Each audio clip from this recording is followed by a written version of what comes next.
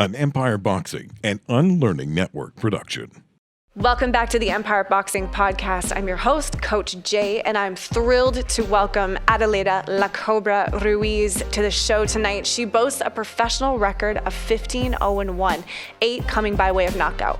She is ranked number 1 in USA and number 8 in the world in the super flyweight division by BoxRec.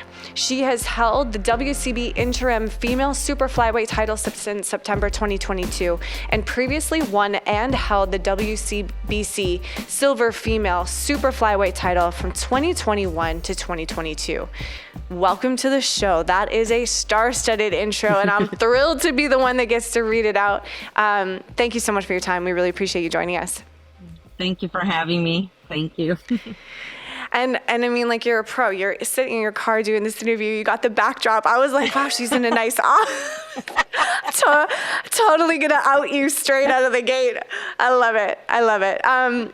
Again, we appreciate you making the time. That's just the best for us. Now, I want to get to know you and talk about your story. You know, I think that's one of the most important things for me. You know, hosting this podcast is, you know, not just talking about you, the boxer, but you, the person, and kind of who you are and what you know, how you got to where you got. So let's start into the early days. How did boxing come into your life?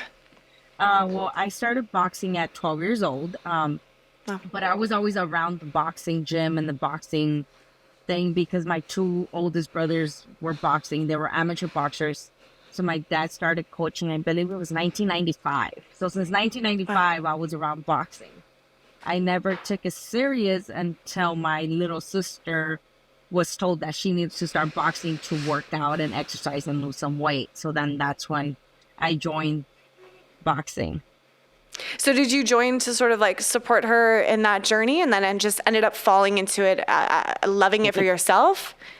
Kind of, sort of, yes. I just wanted to be with her. We were super close. We're just, I think, 18 months apart. So we were super close. So wherever she went, I went. Wherever I went, she went. So she went. I wanted to go. I wanted to be with her. And once I got in that ring and I put on the gloves and started boxing and sparring, I was like, ooh, I like this. This is what I want to do. Yeah. Wow. And at that time, was your dad coaching the both of you? Yes, he was actually, no, he was the second coach. He couldn't coach, me. He was coaching my sister. He couldn't coach me because we would crash a lot before. So I had a different coach, which was the head coach at the Bell Gardens boxing gym at the time. And then what was that like for dad to kind of have to take a bit of a back seat when it came to, you know, your boxing? I don't think he minded because we would just get into it a lot. I was daddy's little girl and I would get jealous when he'll have training other people. When he'll tell me I needed to do something, I wouldn't take it right. I'll be like, no, I want to do it this way. This is the way to do it. So he was fine with it. Yeah. And then tell me, how long before you started, you got into it, you kind of got the taste for it, did you start fighting in amateurs? I think within that same year.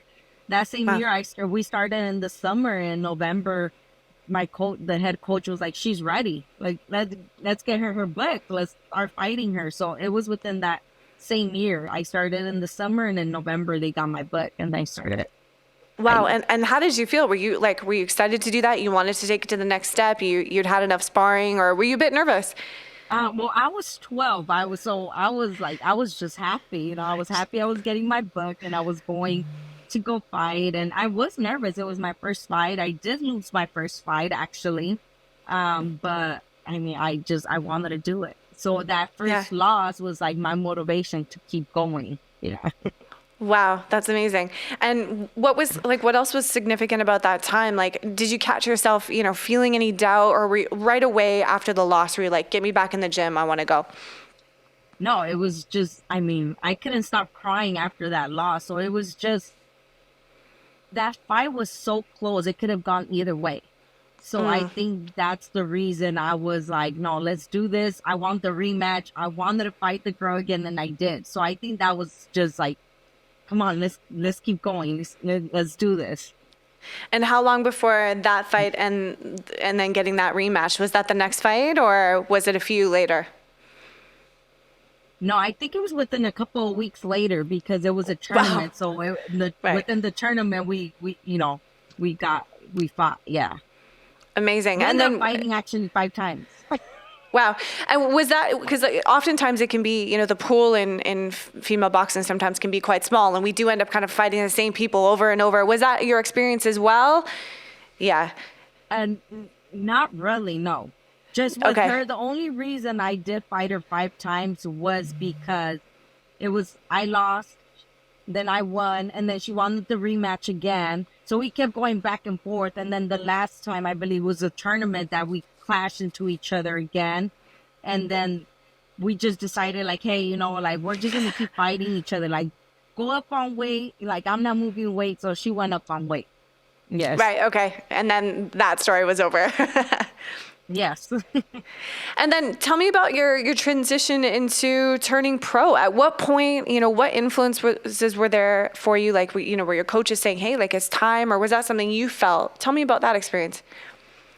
Turning pro, I stopped boxing as an amateur at 19 because I did get pregnant at 17 and I had my baby. I came back, went to nationals, but it was just so hard for me to deal with both. I didn't have the support that I needed to keep boxing as an amateur. So I stopped boxing. I didn't come back to turn professional until I was 27 years old, almost 10 years later. And the reason I did it was because I didn't want I didn't want it to be where I should have, could have, would have done it. I just didn't want my kids to hear like, hey, I could have been a professional boxer, or I could have been a champion, but I ended up having a family. So it's a lot. I just pushed myself and I was like, okay, I'm going to go ahead and follow my dream and continue where I left off at. So, From the moment that you took that hiatus to, that's an incredible story. Like, wow, coming back over 10 years later. So at the moment that you took that hiatus, were you thinking about it? Was it in the back of your mind, or did it sort of come around a little bit later that you were like, no, I really want to do this? And how long did you sit with that urge before you eventually came back?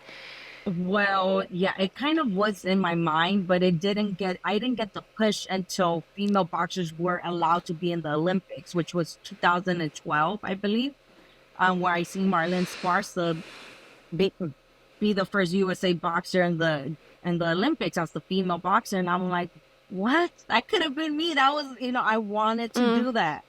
So it took me, I came back into the boxing gym in 2015. So maybe 13, 14, like 3 years where I was like, okay, let's do this. So 3 years after I seen Marlene Sparsa fighting in the Olympics, I was like, I have to do this. Yeah. Yes. And then I guess no regrets, no looking back, because like here you are, and what an incredible reign it's been. No looking back. I mean, I've thought about it because, I mean, it's tough. It's a tough sport. There's a lot of obstacles. There's a lot of things happening, not just with boxing, but with my personal life. And it's just, I think about it and I'm like, no, I got to keep going. So I'm kind of dodging everything around.